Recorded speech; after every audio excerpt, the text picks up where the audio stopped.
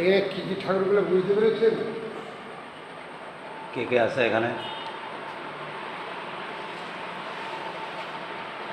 এই কাছ থেকে বলছি, বিষ্ণুপ্রিয়ার মহাপ্রভু লক্ষ্মীপ্রিয়া।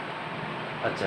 মহাপ্রভুর যে দুজন স্ত্রী, প্রথম স্ত্রী হচ্ছে লক্ষ্মীপ্রিয়া, দ্বিতীয় স্ত্রী হচ্ছে বিষ্ণুপ্রিয়া। লক্ষ্মীপ্রিয়া যখন সন্ধ্যাবেলা তুলসী তলায় সন্ধ্যা দিতে গিয়ে কাল সর্পে দংশন নিহত হয়। তারপরে বিষ্ণুপ্রিয়ার সঙ্গে বিয়ে হলো। এই লীলাটা যে কলিযুগে হয়েছিল, এই লীলাটা এইখানে মানে প্রকাশিত হল। এটা যে দ্বাপর যুগেতে রাধাকৃষ্ণ মহাপ্রভু প্রকাশ করেছিল বলে এই তিনজন কিন্তু সব জায়গায় দেখতে পাবে। আর এই লক্ষ্মীপ্রিয়া ঠাকুরানী যদি 4টে যুগকে হিসাব করা হয়, তাহলে লক্ষ্মীপ্রিয়া ঠাকুরানীর সঙ্গে ওনার বিবাহ হয়। সর্বদংশনে মৃত্যু হলো বিষ্ণুপ্রিয়াটাকে। বিষ্ণুপ্রিয়া রাধারানীর শক্তি, শক্তি সখী না, শক্তি তার মূলত কে বিষ্ণুপ্রিয়া?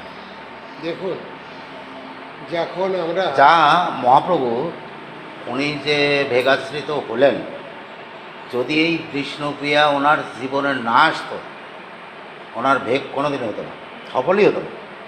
তাহলে বিষ্ণুপ্রিয়াটাকে শাস্ত্রের প্রমাণ কী করে? শাস্ত্রের প্রমাণ যে বিষ্ণুপ্রিয়া হচ্ছে এই মহাপুরুষ শক্তি তত্ত্ব।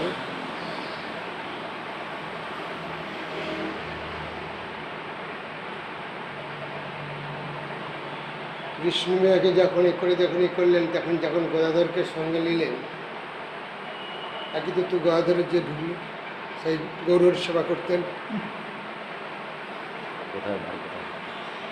আমার ভগর বাড়ি বলে এইটাই, আবার বাড়ি যেটা ওটা ভুলে যায়। সে কোথায় জন্মস্থান কোথায়? ওটা ছেড়ে দাও।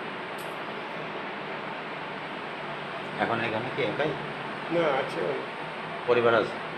পরিবার একটা আশ্রম পরিবার থাকবে। আচ্ছা। মঠবাসে পরিবারকে নিয়ে মঠবাস করা যায় না। পাপ করবে ধর্ম করবে, তুলে গিয়ে এক হয়, দুটোই একসঙ্গে হয়।